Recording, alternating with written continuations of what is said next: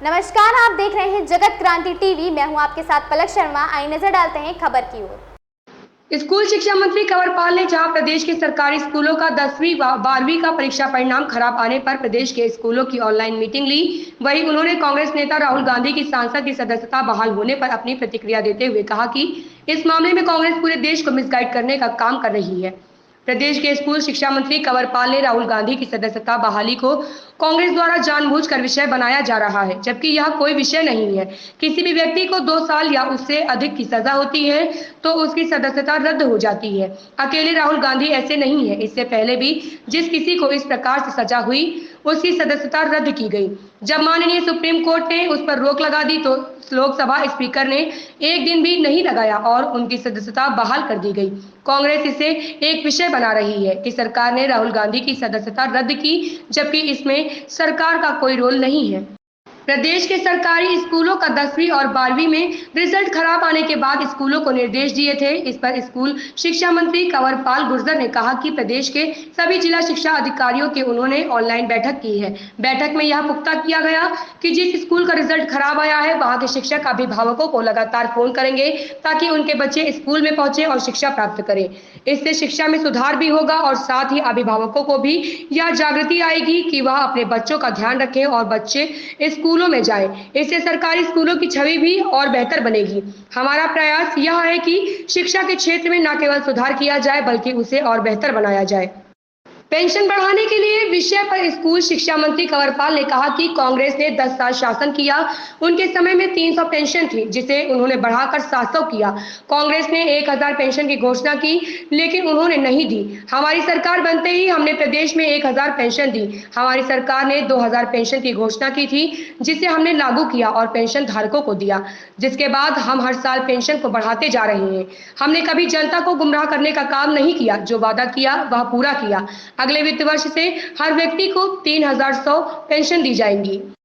Congress high command द्वारा दिल्ली में हरियाणा कांग्रेस के वरिष्ठ नेताओं की बैठक पर स्कूल शिक्षा मंत्री कंवरपाल ने अपनी प्रतिक्रिया देते हुए कहा कि हर विपक्षी दल सेकंड पार्टी यह सोच रखता है कि वह प्रदेश में अपनी सरकार बनाएगा, लेकिन ऐसा कहीं नजर नहीं आता है कि कांग्रेस की सरकार बनेगी, क्योंकि कांग्रेस ने अपने शासनकाल में जिस प्रकार से रोजगार और विकास में जो भेदभाव किया है जनता उसे भली भांति जानती है। जिस प्रकार नियमों की अनदेखी कर रोजगार दिए गए और बाद में उनकी नौकरियां चली गई, इन सब बातों को लेकर जनता में बहुत है। आम जनता भी कांग्रेस के पक्ष में नहीं है।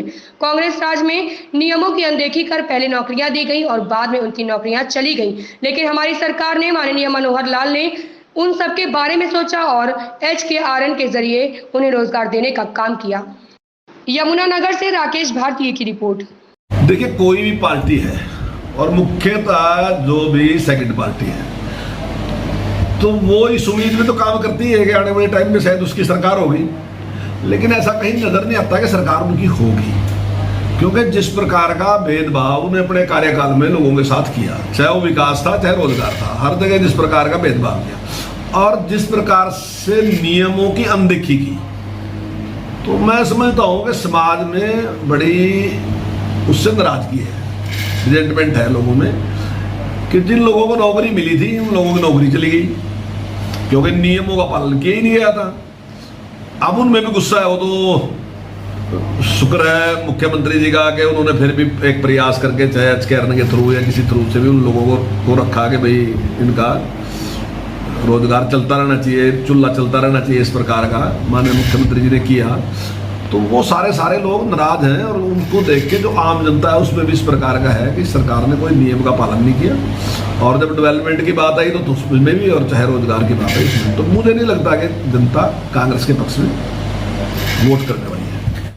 हाँ, देखिए, उसके बारे में सारे जो हमारे DO साहबान हैं उन्होंने सबने बात की है और हम उसमें प्रयासरत हैं। अभी मैंने सभी की ऑनलाइन मीटिंग ली थी और मैंने उनसे पूछा भी था कि क्या कारण है, क्यों, मैंने सबकी परसेंटेज भी पूछी थी कहाँ से स्कूल है, तो उन्होंने कुछ तो एक कारण दिया था कि कुछ बच्चे जो हैं स्कूल में नहीं आते, एक तो ये भी कारण है, कुछ बच्चे कमजोर भी हैं, ये कारण है, तो इस प्रकार के कुछ कारण दिए थे। तो मैंने उससे निर्देश दिया था कि भाई अगर कुछ बच्चे स्कूल में नहीं आते तो ये टीचर की जिम्मेदारी है कि उनके अभिभावक के साथ बात करें। आज टेक्नोलॉजी है, पहले उसको बुलाना पड़ता था या जाना पड़ता था, लेकिन आज तो आपके पास मोबाइल है, फोन है।